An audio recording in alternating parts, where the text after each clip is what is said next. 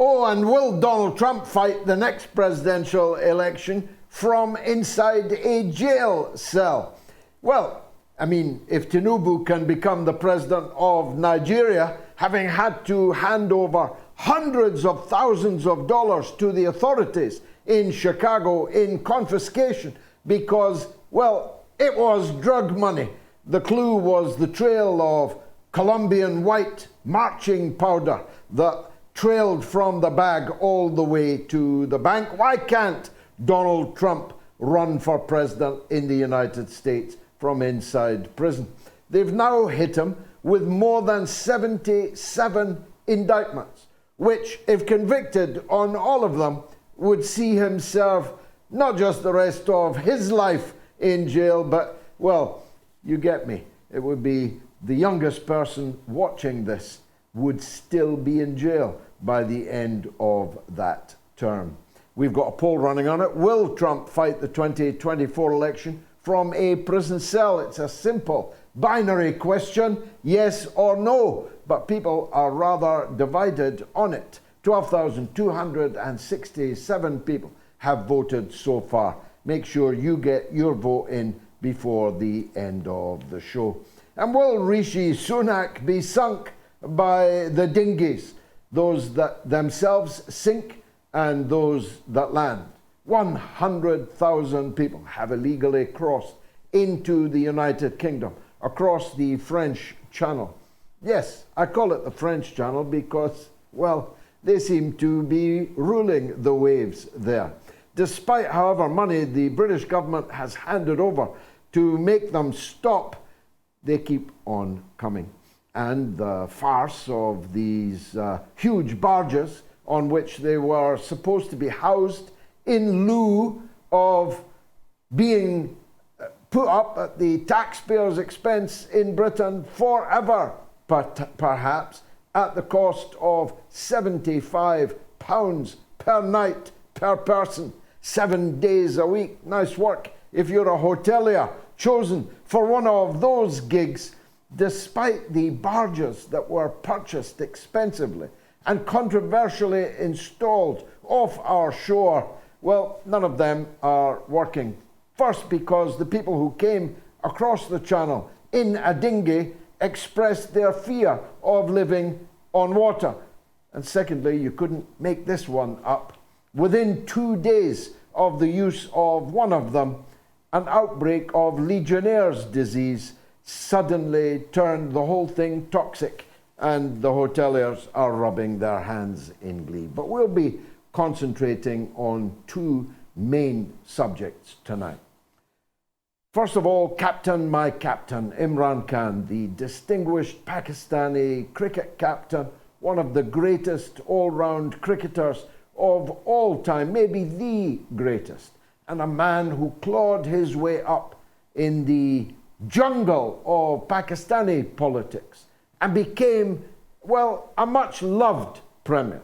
I can say that because all polling indicates that Imran Khan remains even now overwhelmingly the most popular of the Pakistani leaders. But then some of those who may well emerge as Prime Minister after the elections scheduled now for November but likely to be delayed are polling at 3% amongst the public. They were, of course, as we said at the time, and now vindicated, installed in an American regime change operation. And most of them were swept off the front page of the Police Gazette.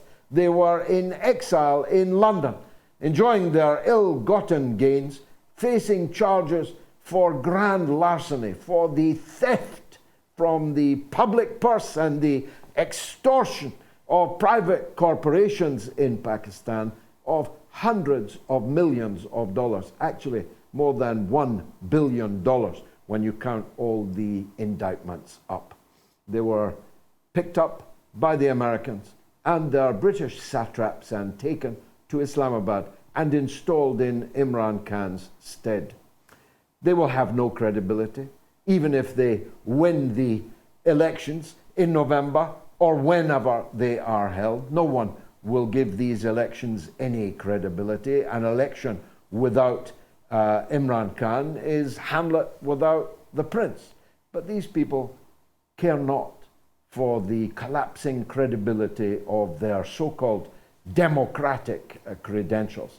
And this is, of course, true throughout the Western world and in the countries that still follow the Western model. They get all high and mighty, you see, about the question of democracy, which is where I came in on the Nigeria ECOWAS issue. Now, I'm not an expert on Nigeria. I was vaguely aware that Tinubu had been elected as the president of Nigeria and that there was a dispute about it that was going to the courts. I shrugged that off, thinking, well, that is par for that particular course.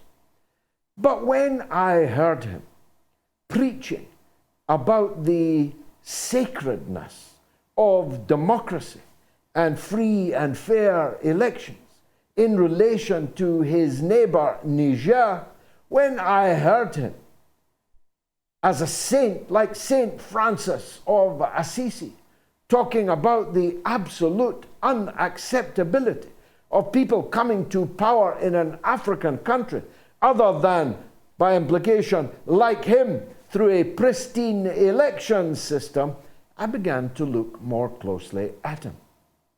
That's when I discovered he was the bagman. Yes, he literally carried a bag of hundreds of thousands of dollars of drug money in Chicago. He should have gone to prison, but instead he just gave the feds the money. Now, okay, that's a common or garden story in Chicago, which in the time of Al Capone and in the time of Joe Biden is a criminal hellhole presided over by Joe Biden's party for the best part of 100 years. It kind of happens. But when I began to think, how does a man who's a bagman for organized crime in Chicago end up in the president's house in Abuja? How does that happen? Well, I then discovered that probably it didn't happen at all.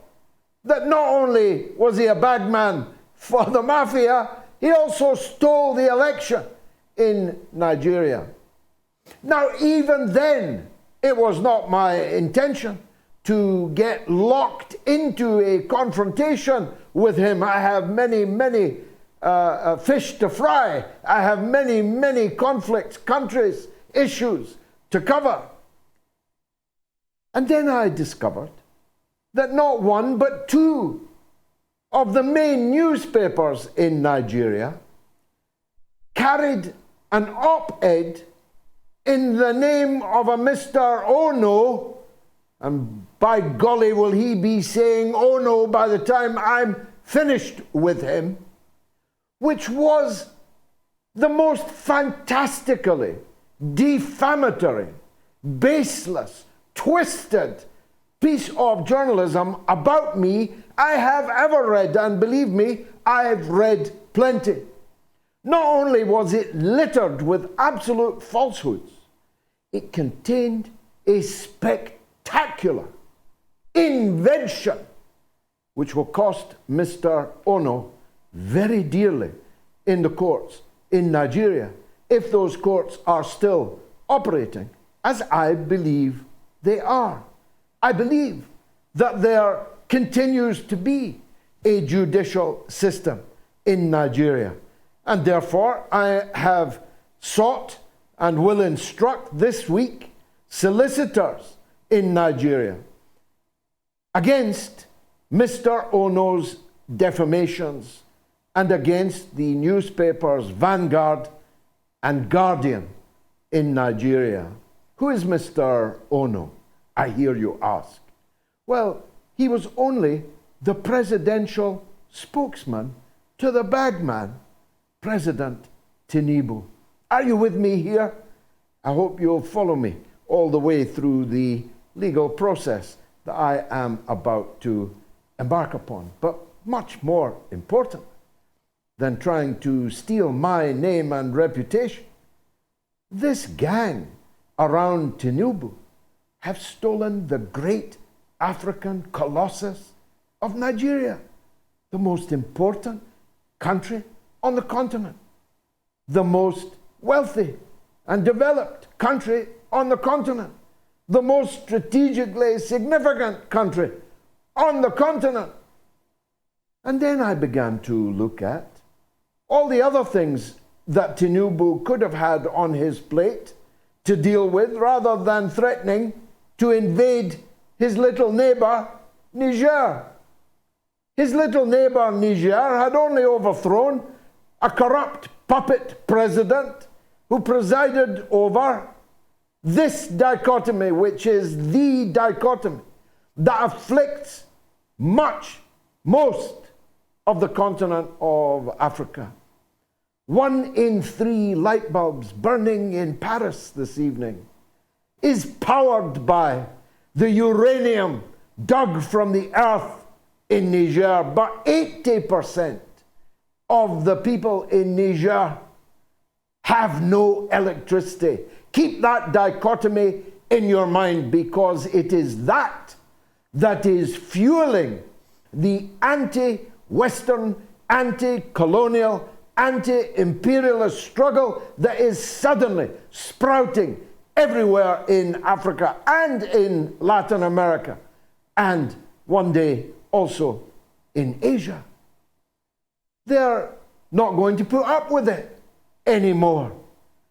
Countries that literally looted them, even of their own people, as slaves, took over their countries and ran their own national flags up over them.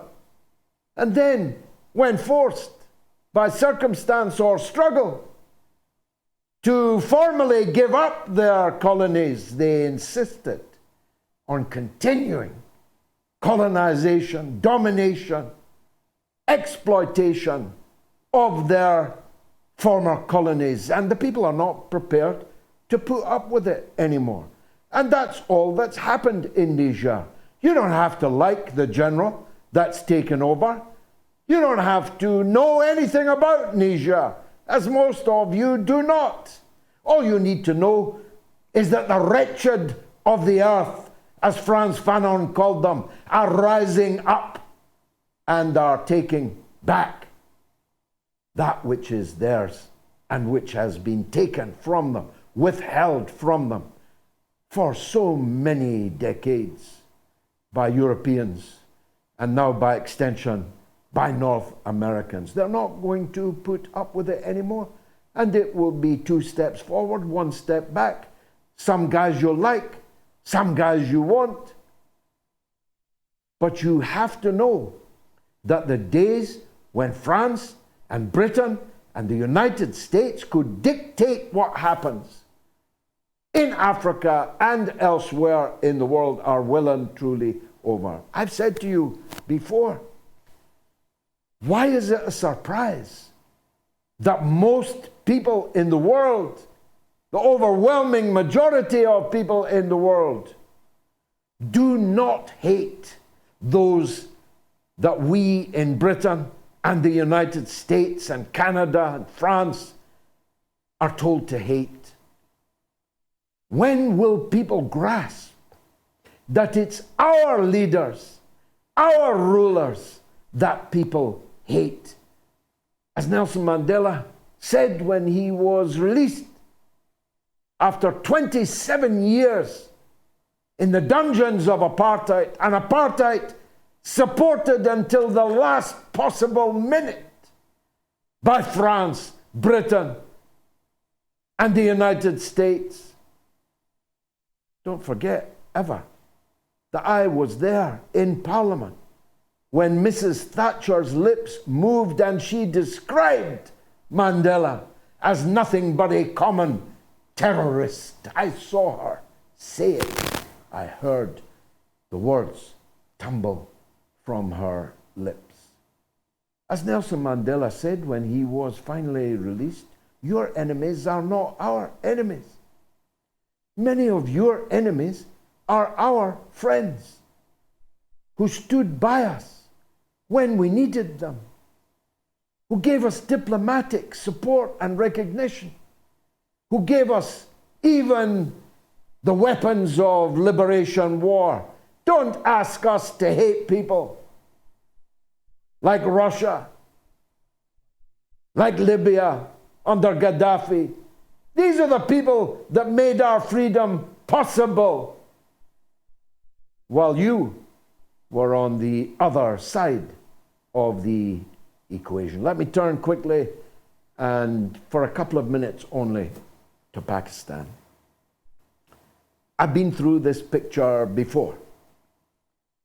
I struggled against the execution of the late Zulfikar Ali Bhutto.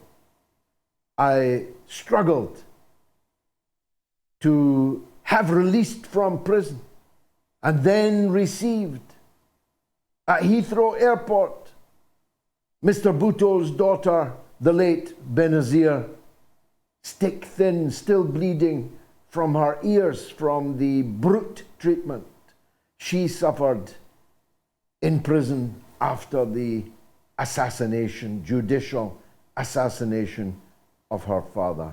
I watched as she was murdered in real time on television. My dear friend, I watched her being murdered on television. I've seen generals come and go, spending out, eking out the rest of their lives in luxury. In Mayfair, it's always Mayfair. I saw Nawaz Sharif, Shahbaz Sharif. I used to meet Shahbaz Sharif in the coffee shops of Edgware Road, where he lived in exile rather well. And now he's the Prime Minister of Pakistan. But Nawaz Sharif remains in Britain. He remains in the Park Lane environs. He remains in Mayfair. But he is dictating everything that happens to Imran Khan. So I'll be asking Ambassador Craig Murray in just a few minutes' time. Talk about not letting go of your former colonies. We give a well-upholstered exile to tyrants, thieves on the run, so that they can put behind bars and maybe take the life of a revered, much-loved, real Prime Minister in Pakistan by the name of Imran Khan. It's all coming up over the next 1 hour and 39 minutes now. So stay tuned. This is the mother of all talk shows.